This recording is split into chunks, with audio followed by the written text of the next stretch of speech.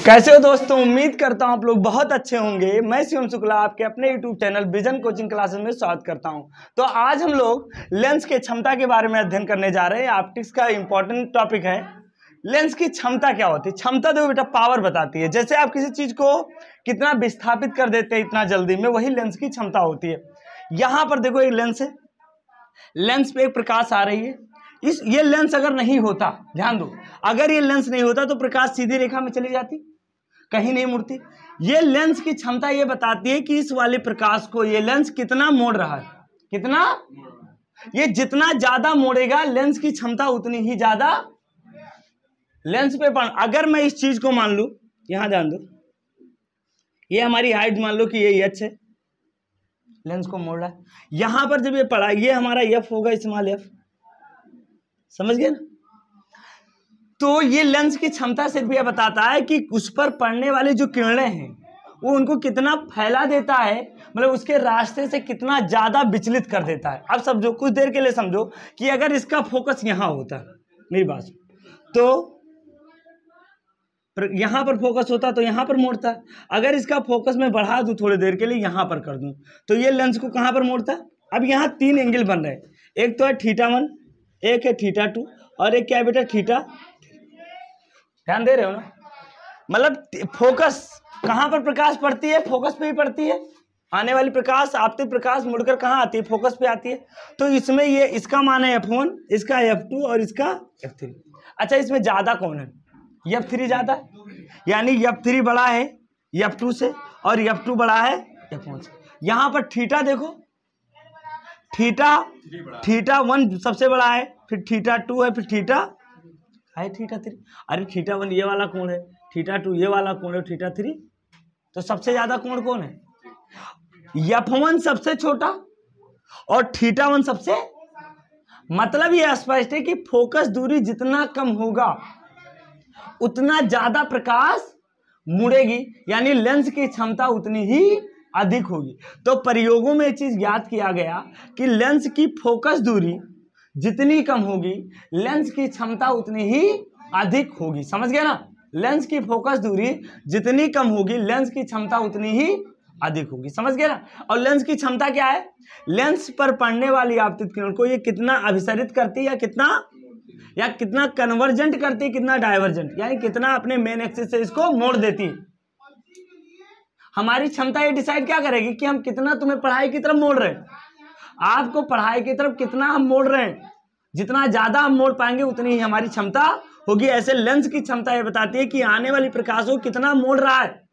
जितना ज्यादा मोड़ेगा इसको मेन एक्सिस पे, लेंस की क्षमता उतनी ही अधिक होगी। तो यहां पर एक बात तो क्लियर हो गया सर कि जो लेंस की क्षमता है वो किसके प्रोपोर्शनल, 1/f। लेंस की क्षमता किसके प्रोपोर्शनल है? यानी फोकस दूरी अगर बढ़ेगा तो लेंस की क्षमता अगर बढ़ेगी तो फोकस दूरी, यहीं पर स्पष्ट हो रहा है कि सर ये वाली फोकस दूरी कम है तो ज्यादा मुड़ रहा है। समझ गया ना? तो फोकस दूरी जितना ज्यादा होगा लेंस की क्षमता उतनी ही अधिक होगी। लेंस की क्षमता जितनी अधिक होगी फोकस दूरी उतना ही कम होगा। समझ गए ना? तो चलो इसको बना लेते हैं हम लोग। तो अब आपको पता चल गया कि लेंस की क्षमता, तो यहां पर हम बनाते हैं एक फिगर बढ़िया सा, खूबसूरत सा। कभी भी नहीं बनेगा वो जो, क्योंकि हम ही खूबसूरत नहीं तो फिगर कैसे बनेगा बेचारा। तुम लोग बना सकते हो, भगवान तुमको बहुत अच्छा बनाए हैं, चलो बना लो।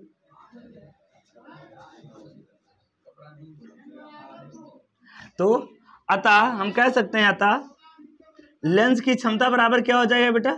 लेंस की क्षमता जो होगी वो क्या होगी बेटा? इनवर्सली प्रोपोर्शनल होगा फोकस दूरी के। समझ गए ना? फोकस दूरी के। और यहां पर अगर हम इसको हटाएं तो लेंस की क्षमता P बराबर क्या हो जाएगा बेटा? P proportional 1/f। तो प्रोपोर्शनल हटाते तो कोई कांस्टेंट, उसका कांस्टेंट K होता है, K/f। और यहाँ K का मान 1 होता है, इसलिए क्या करते हैं, P बराबर 1/f होता है। तो लेंस, और लेंस की क्षमता को किसमें, ये क्या बात है, मीटर में, किसमें बेटा? मीटर में। लेंस की क्षमता कितनी, किसमें आई? मीटर में। और अगर मैं इसको, लेंस की क्षमता का और सूत्र क्या होता है? लेंस की क्षमता का मात्रक डायोप्टर होता है। क्या होता है बेटा? डायोप्टर। इसको ब्रैकेट में किससे लिखते हैं? डी से। डायोप्टर होता है। अब एक बात देखो, हाँ कांस्टेंट का मान 1 होता है यहाँ पर, जैसे वो या बराबर एम में होता था, वहां पर के का मान 1 होता था। तो यहाँ पर देखो अगर डी पॉजिटिव है, क्या है बेटा? लेंस की क्षमता जो है वो पी का मान पॉजिटिव आ जाए तो समझ लेना कि ये कौन सा लेंस है? अभिसारी लेंस। क्या है बेटा? अभिसारी लेंस। हाँ मतलब उत्तल लेंस। अगर लेंस की क्षमता निगेटिव आ रही तो क्या समझोगे? अपसारी यानी डाइवर्जिंग लेंस।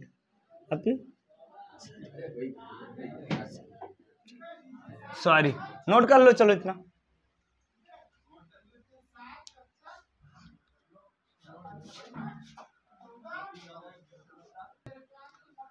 अब बेटा हम लोग प्रकाशिक यंत्र के बारे में पढ़ने जा रहे हैं। प्रकाशिक यंत्र क्या होता है? तुम्हारे सिलेबस में 2 यंत्र हैं, सूक्ष्मदर्शी, दूरदर्शी और मानव नेत्र। सॉरी 3 नेत्र हैं, 3 यंत्र हैं। मानव नेत्र भी एक प्रकार का क्या है बेटा? प्रकाशिक यंत्र है, जो प्रकाश की सहायता से हमें वस्तुओं को देखने में मदद करता है। तो प्रकाशिक यंत्र क्या होते हैं? ऐसे यंत्र जो प्रकाश संवेदी होते हैं, यानी प्रकाश की सहायता से हमारा वर्क करते हैं। जो प्रकाश ना हो तो काम नहीं करते हैं। अब तुम सूक्ष्मदर्शी को अंधेरे में बैक्टीरिया देख रहे हो, लाइट नहीं तो क्या दिखाई देगा? नहीं दिखाई देगा। तो सूक्ष्मदर्शी क्या होता है?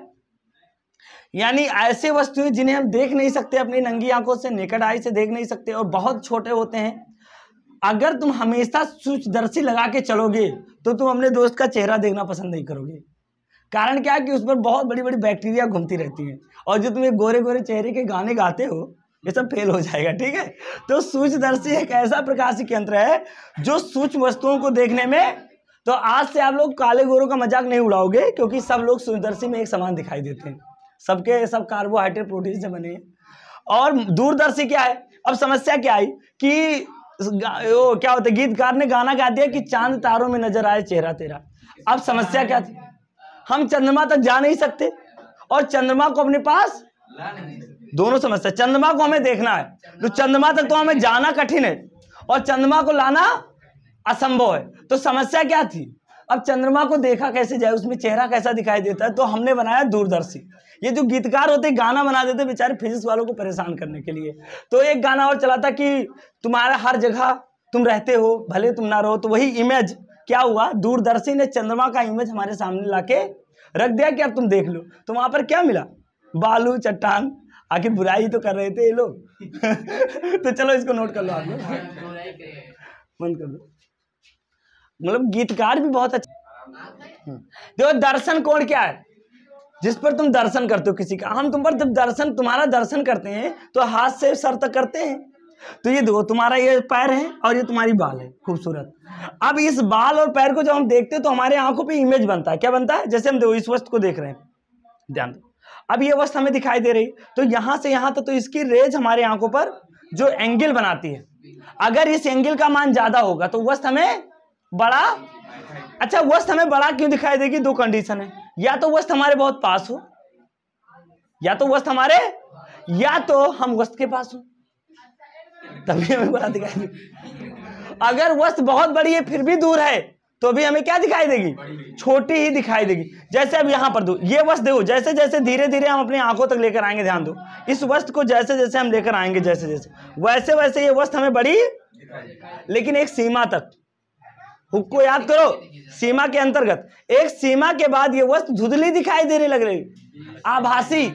जैसा कहते हो प्रतीत होता है, हमारे साथ एक इंसान रहता है वो प्रतीत होता है, तो होता नहीं है, आभासी। तो जैसे जैसे हम इसको पास लेकर आते हैं इसकी एंगल बढ़ने लगती है। तो एक मैक्सिमम होता है, यानी अल्फा का मान कब मैक्सिमम होता है? 25 सेंटीमीटर पर। यानी जब वस्तु 25 सेंटीमीटर पर होती है हमारी आंखों के, तो उस समय सबसे बड़ा प्रतिबिंब उसका बनता है।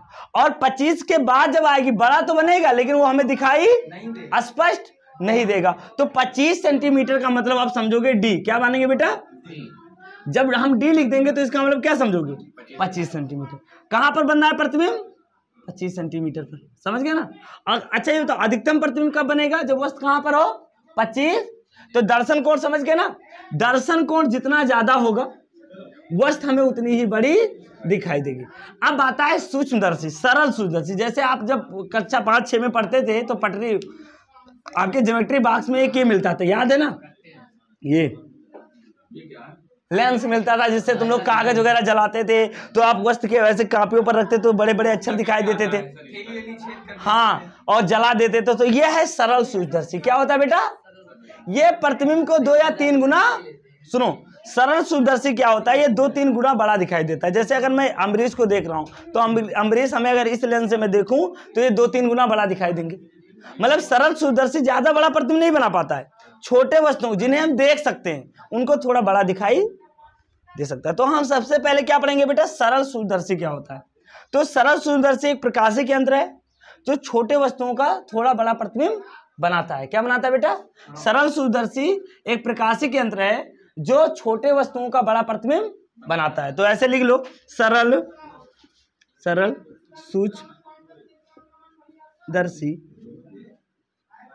एक प्रकाशिक यंत्र है, प्रकाशिक यंत्र है जो छोटे वस्तुओं का थोड़ा बड़ा प्रतिबिंब बनाता है, बड़ा प्रतिबिंब बनाता है। समझ गए ना? जैसे मैग्नीफाइंग ग्लास जो होता है, क्या होता है? आवर्धक ग्लास। जैसे आपके, जैसे मैं मैग्नीफाइंग मतलब जैसे आवर्धक ग्लास, अरे आवर्धक ग्लास, मैग्नीफाइंग ग्लास जो तुमको पटरी उसमें ज्योमेट्री बॉक्स में मिलता है। समझ गए ना? तो प्रकाश सूक्ष्मदर्शी समझ गए। अब आता है सूक्ष्मदर्शी की आवर्धन क्षमता। क्या आता है बेटा? सूक्ष्मदर्शी की आवर्धन क्षमता क्या होता है? यहां ध्यान दो, सूक्ष्मदर्शी की हम लोग आवर्धन क्षमता पढ़ेंगे। तो सूक्ष्मदर्शी, हाँ अरे यही है, सिंपल लिख लो, सूक्ष्मदर्शी की आवर्धन क्षमता, यानी सूक्ष्मदर्शी की जो आवर्धन क्षमता होती है, यानी सूक्ष्मदर्शी का आवर्धन क्या होता है, मैं बात करूं आवर्धन ही मान लो, आवर्धन क्षमता है आवर्धन, यम इसको मान लेते हैं यम 0, सूक्ष्मदर्शी का या एम ही मान लो, यम मान लो। तो सूक्ष्मदर्शी की आवर्धन क्षमता बराबर होता है सूक्ष्मदर्शी की आवर्धन, मान लो आवर्धन यम बराबर होता है, देखो आवर्धन ये होता है कि प्रतिबिंब कितना बड़ा बन रहा है। क्या होता है? आपने आवर्धन पढ़ा था, रेखीय आवर्धन ना, और यहां पर होता है कोणीय आवर्धन, इसको सॉरी कोणीय आवर्धन कर लो, सूक्ष्मदर्शी की कोणीय आवर्धन। तो आपने रेखीय आवर्धन में क्या पढ़ा था, याद करो, रेखीय आवर्धन में पढ़ा था आपने h डैश अपान प्रतिबिंब की लंबाई बटा वस्तु की लंबाई। यहां पर क्या पढ़ोगे? प्रतिबिंब के द्वारा बनाया गया दर्शन कोण और वस्तु के द्वारा बनाया गया दर्शन कोण का अनुपात। यानी सूक्ष्मदर्शी की आवर्धन क्षमता होती है प्रतिबिंब के द्वारा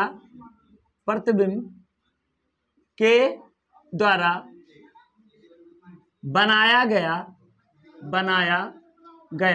दर्शन कोण, प्रतिबिंब के द्वारा बनाया गया दर्शन कोण, और इसको हम लिखते हैं बीटा से। किससे लिखते हैं बेटा? बीटा से। और वस्तु के द्वारा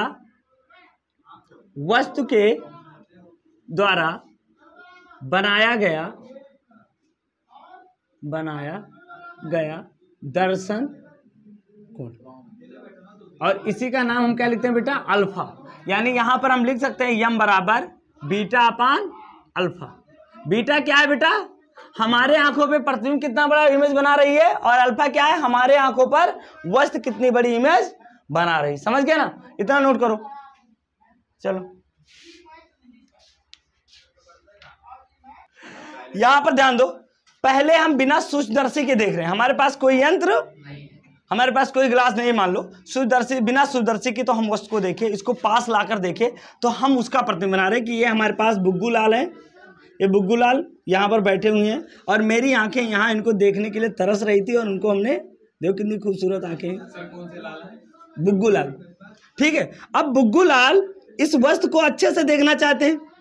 क्या देखना चाहते हैं? अच्छे से। तो अच्छे से और बड़ा देखने के लिए कहां पर वस्तु के पास आएंगे? डी दूरी पर। क्या आएंगे? और यही हमारा क्या है बेटा? 25 सेंटीमीटर। डी फार क्या हो जाएगा? 25 सेंटीमीटर। ये डी समझ लो। अब यहां पर ये कोण बनेगा इनके आंखों द्वारा, तो इस कोण का नाम होगा अल्फा। आंख थोड़ा सा अच्छा नहीं बना, छी, इतना भी प्यारा आंख नहीं है। ये लेंस वाला आंख है, तुम नहीं समझोगे बालक, इसको मैं वहां से लेकर आया हूँ आइंस्टीन से। आइंस्टीन उस समय सूर्यदर्शी नहीं लगाते थे। तो ये कोण अल्फा है। देखो ये वस्तु हमारा एच, ध्यान दो, ये हमारा वस्तु क्या है बेटा, एच, और ये कोण अल्फा बना। तो ये अल्फा क्या है, दर्शन कोण। अब हम क्या करने जा रहे हैं, इसके बीच में हम क्या रखने जा रहे हैं, कोई लेंस रखने जा रहे हैं। क्या रख रहे हैं, लेंस की सहायता से हम इसे अब देखने की कोशिश कर रहे हैं। यानी दूसरे चित्र में हमने एक, अच्छा मैग्नीफाइंग लेंस का नाम क्या होता है, उत्तल लेंस। उत्तल लेंस ही तो बड़ा प्रतिबिंब दिखाता है। अब मैं यहां से लेंस से इसको निहार रहा हूं। ये देखो लेंस के पीछे से देखना चाहता हूं, तो ये तो वहीं पर थे। अब मैं इसको इस तरह सेट करूंगा कि इसका बड़ा प्रतिबिंब हमारी आंखों पर पड़े। तो हमने यहां से मुख अच्छे से गुजार दिया एक लाइन। अच्छा सीधा और आभासी प्रतिबिंब कब बनता है, जब लेंस फोकस और सी के, लेंस क्या होता है, फोकस और सी के बीच में रहता है। तो यहां पर हमने इस वस्तु को रखा, सपोज यहां पर, ये वो दूरी है जहां पर लेंस क्या है बेटा, फोकस और उसके बीच में, ये और भी। अब इससे एक लाइट गुजारो सीधा, तो जो सीधा होती है वो कहां से होकर जाती थी, एक लाइट हमने कहां से गुजार दिया, प्रकाशिक।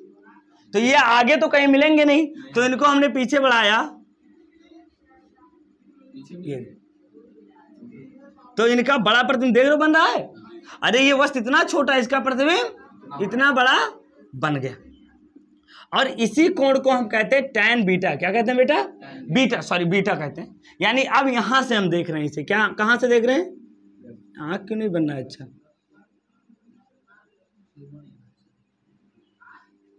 ये समझ लग रहा है ना, आंख है। अब यहां से हमने देखा तो ये एंगल भी बीटा होगा।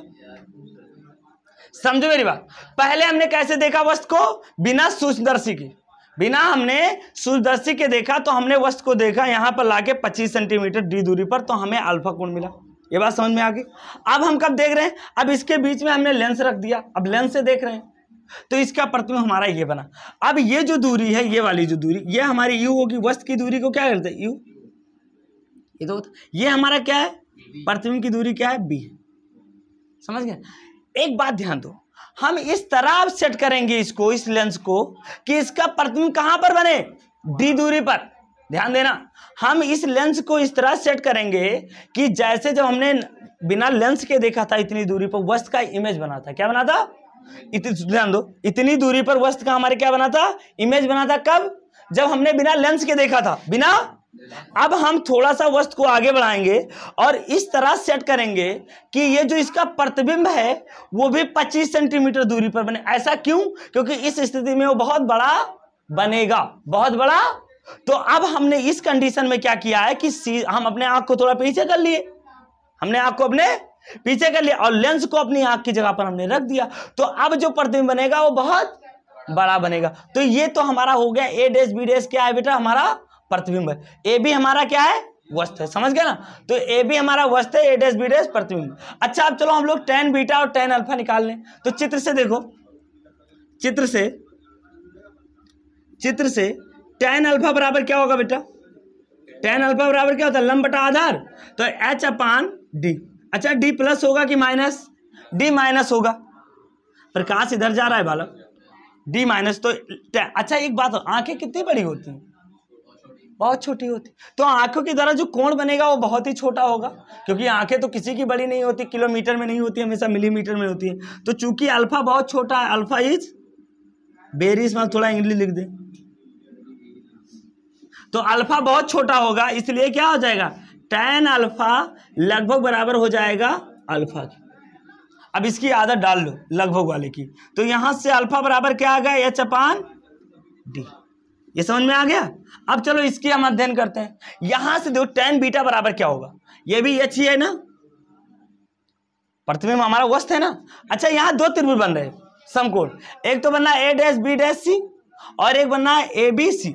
तो हम इस त्रिभुज की बात करेंगे, ये तो मुझे पता नहीं है। तो यहां पर देखो त्रिभुज ए बी सी में टैन बीटा बराबर क्या हो जाएगा बेटा, लंब बटा आधार, यानी एच बटा माइनस यू, एच बटा माइनस। अब फिर आंखों से ही तो देख रहे हैं, तो हमारे पास जब आंखों से देखेंगे तो एंगल क्या होगा, बहुत छोटा होगा। तो टैन अल्फा लगभग बराबर हो जाएगा अल्फा के, वो बीटा, tan बीटा लगभग बराबर हो जाएगा बीटा के।